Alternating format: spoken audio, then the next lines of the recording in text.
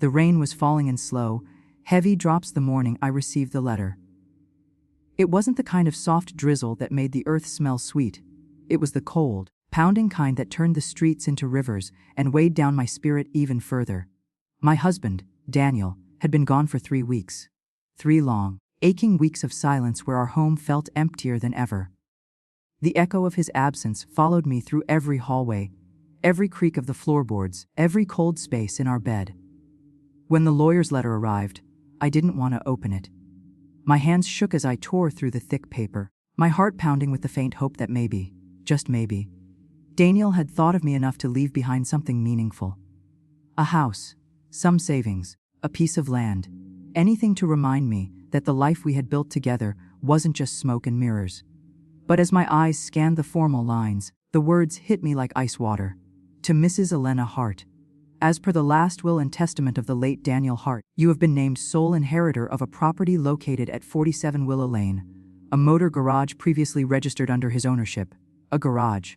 I blinked, reread the letter and sat in stunned silence. That was it. No money, no accounts, no real estate, no investments. Just a garage. The whispers started almost immediately. My mother-in-law, with her sharp tongue, was the first to make her feelings known. Is that all he left you? A broken-down old garage? Lord, Elena, he must have had nothing left in the end. Or maybe, her eyes narrowed with bitter suspicion, maybe he didn't think you deserved any better. Her words cut deep, though I tried not to let it show. Friends and neighbors echoed the same mockery in their hushed voices. She gave her best years to Daniel, and he left her a pile of rust and oil stains. That night, I sat on the edge of the bed we once shared, staring at the letter. It felt less like an inheritance and more like a curse. What was I supposed to do with an old garage? I didn't know the first thing about cars. My world had been books, teaching, warm kitchens filled with the smell of fresh bread. Daniel had been the one fascinated by engines, grease, and late nights tinkering under hoods. He had always called the garage his second home. So why would he leave it to me?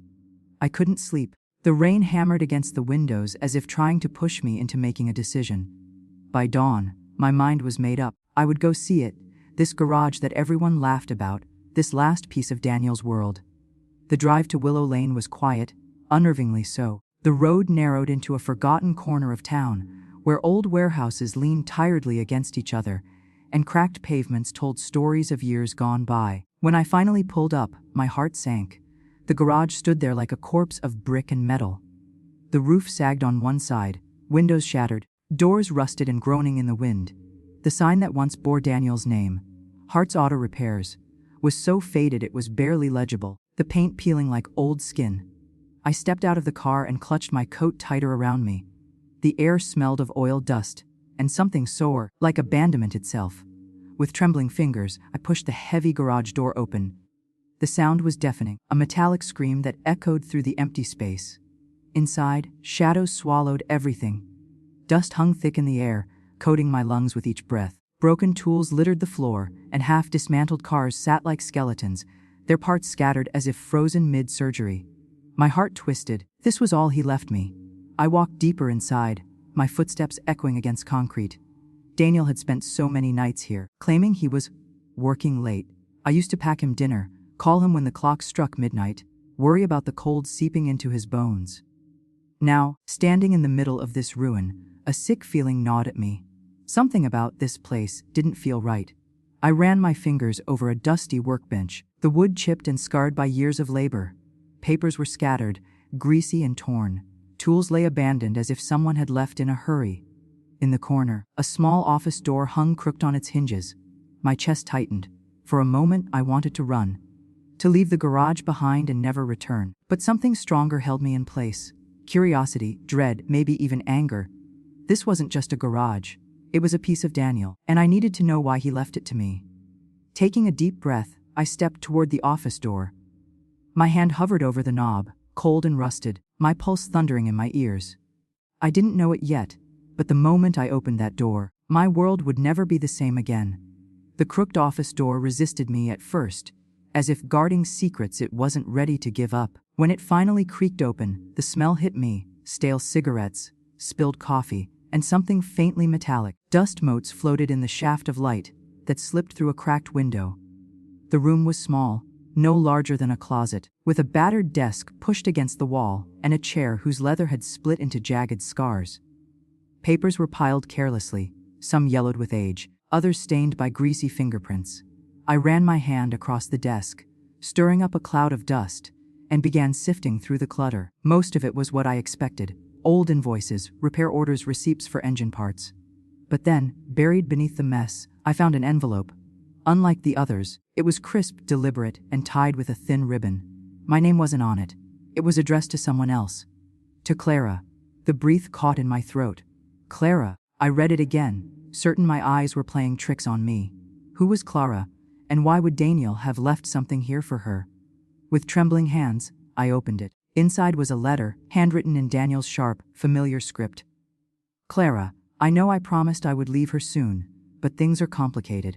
The garage is our place, our beginning, our future. Be patient with me. I'm putting money into the shop so one day, it can be ours.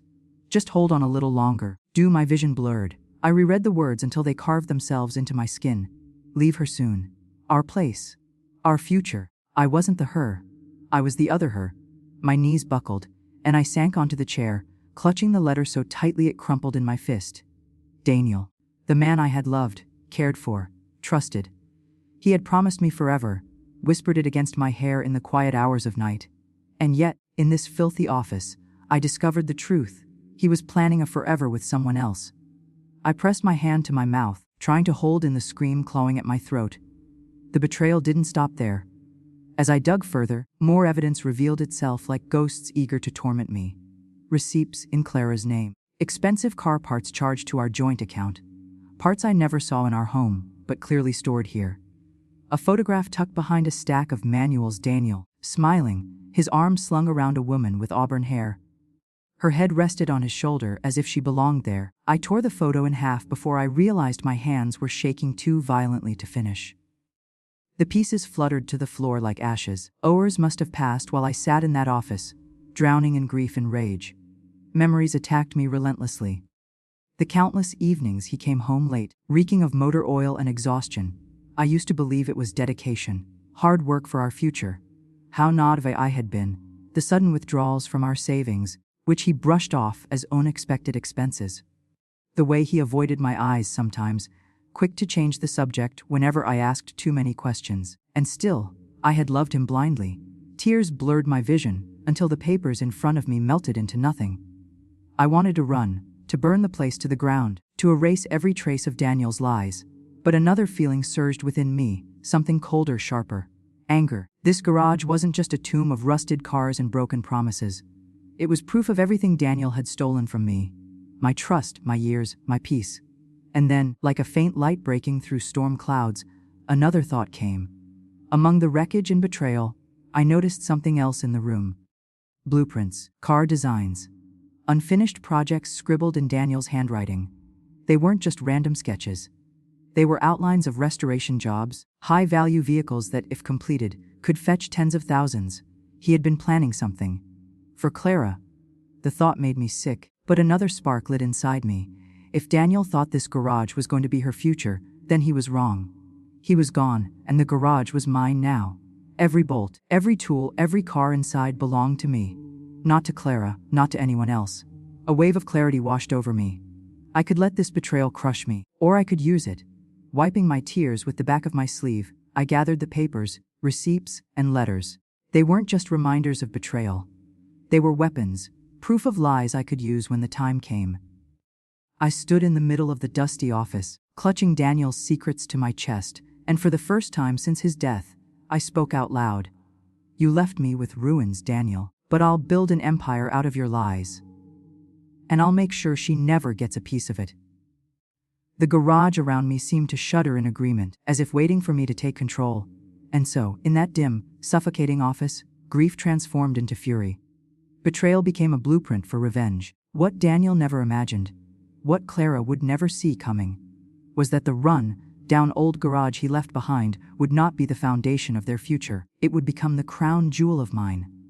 The days after my discovery in the garage were a blur of sleepless nights and burning questions. Every time I closed my eyes, I saw Daniel's letter to her, the way he called the garage, or place, My chest ached, but the grief no longer crushed me. It hardened into something else, something sharp enough to cut through despair. If Daniel thought he could leave me with nothing but broken dreams and betrayal, he had underestimated me. I decided to make the garage mine. Not just in name, but in blood, sweat, and steel. Learning the trade, the first morning I returned, I stood in the doorway, staring at the skeletal remains of old cars. Their rusted shells and shattered windows looked almost alive, like wounded soldiers waiting for someone to breathe life into them again. I didn't know the first thing about carburetors or gearboxes, but I knew determination. I started small. Manuals left behind by Daniel became my textbooks. YouTube tutorials played late into the night. Grease-stained notes filled my kitchen table. I skinned my knuckles trying to loosen bolts, burned my fingertips on hot engines, and spent hours sitting on the cold concrete floor, staring at parts that refused to make sense. Neighbors watched me with pity. "She's wasting her time," they whispered. My own mother-in-law smirked, saying, "You'll never make something of that place, Elena." Daniel couldn't, and you know less than he did. Their doubt only fueled me. Allies in the ruins one afternoon, as I struggled with a rusted jack, a voice startled me. "Looks like you could use a hand." I turned to see an older man, gray hair peeking from under a worn cap, watching me from the doorway. He introduced himself as Jack, an old mechanic who used to work with Daniel years ago. "I didn't like him much," Jack admitted, wiping his hands on a rag. "Too proud, too secretive. But you've got fire in your eyes. That's worth something." Jack became my first ally. He taught me how to strip an engine, how to weld a cracked frame, how to listen to the heartbeat of a car. He didn't coddle me, and I didn't want him to. Each lesson left me bruised, blistered, but stronger. Soon I hired 2 apprentices, boys barely out of school, eager to learn and earn. They respected me in a way Daniel never had, not as a wife, but as a leader. Together, we brought life back into the garage. Our first project was a 1967 Mustang Daniel had abandoned years ago. Its body was dented, paint chipped, engine missing half its parts. But piece by piece, we restored it. I polished until my arms ached, welded until sparks scarred my gloves, and refused to quit even when exhaustion made my vision blur. The day we rolled it out of the garage, its black paint gleaming under the sun, I cried. Not for Daniel, not for Clara, but for myself.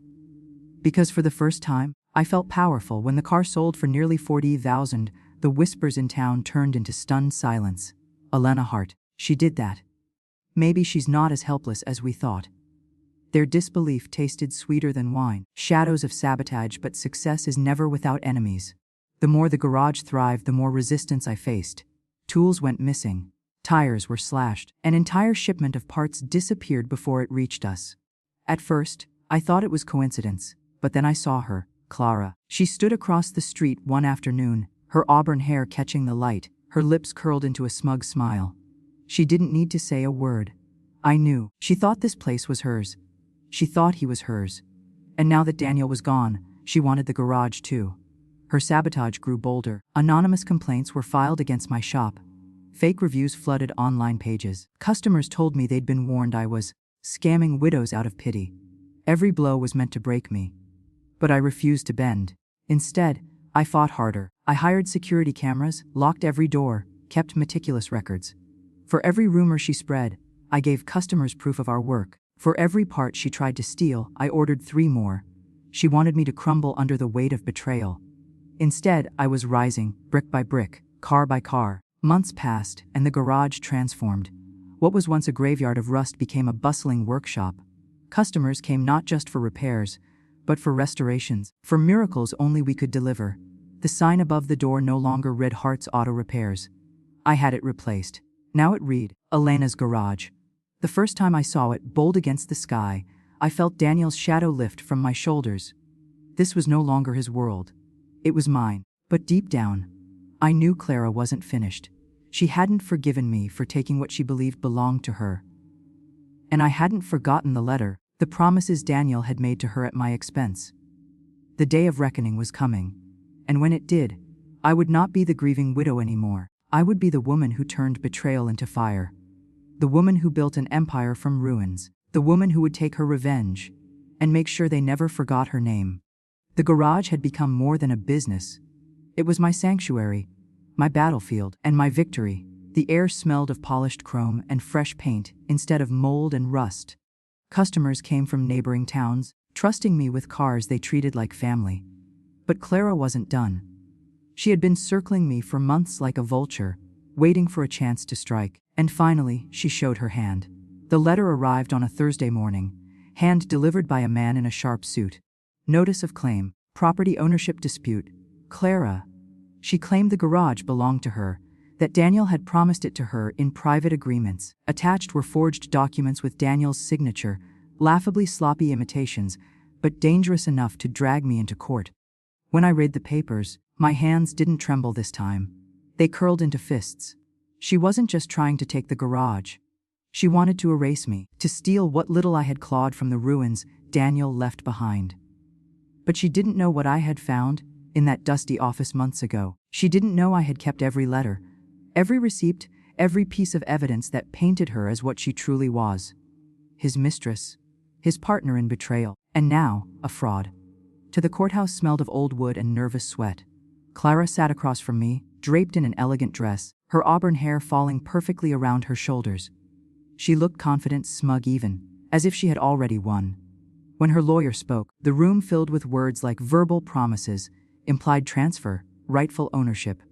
They painted Clara as Daniel's true partner, his intended beneficiary. But when it was my turn, I stood tall, holding the folder of papers I had carried like a shield. My voice didn't shake as I presented the truth. The letters, the receipts, the photographs. Proof that Clara wasn't a partner but a secret. Proof that Daniel had funneled my household money into her family's repairs. Proof that she had no rightful claim. Only greed. Whispers rippled through the courtroom as each page was read aloud. Clara's confidence cracked. Her painted smile faltered. By the time her lawyer stammered objections, it was too late. The judge had seen enough. In the end, the ruling was clear: the garage was mine. Entirely. Legally. Permanently. Clara's claim was dismissed, and her forged documents were handed over for investigation. But victory wasn't only in the legal win. It was in the humiliation Clara suffered. Word spread quickly through town. She was the mistress. She forged papers. She tried to steal from a widow. People who once whispered about my shame now pointed at her with scorn. Her reputation shattered like glass. One evening, as I locked up the garage, I saw her standing across the street. Her perfect hair was disheveled, her eyes wild with rage and desperation. "This should have been mine," she hissed. "No," I said, my voice calm, steady. "It was never yours. It wasn't even his. It's mine now. And I'll make sure it thrives in a way you could never imagine." She opened her mouth to retort, but I didn't give her the chance. I turned and closed the door, leaving her out in the cold. Months passed, and the garage became a symbol, not of Daniel, not of betrayal, but of resilience. I expanded, hiring more mechanics, training apprentices, even opening a second branch in the next town. Where once I was mocked as a helpless widow, I was now respected as a businesswoman, a leader, a force. Sometimes, when I walked through the rows of shining cars, I thought of Daniel, the man who loved engines more than honesty, who left me lies instead of love. And though a part of me would always ache for what could have been, I no longer felt broken. Instead, I felt reborn. One evening, as the sun dipped low, I stood beneath the glowing sign above the garage, Elena's garage, and whispered into the quiet air, "You tried to bury me in ruins, Daniel, but I rebuilt myself in steel." And for the first time in a long time, I smiled, not out of victory over them, but out of peace within myself, because betrayal had made me stronger, because revenge had brought me justice, and because in the end, I hadn't just inherited a run down old garage. I had inherited the chance to become unstoppable.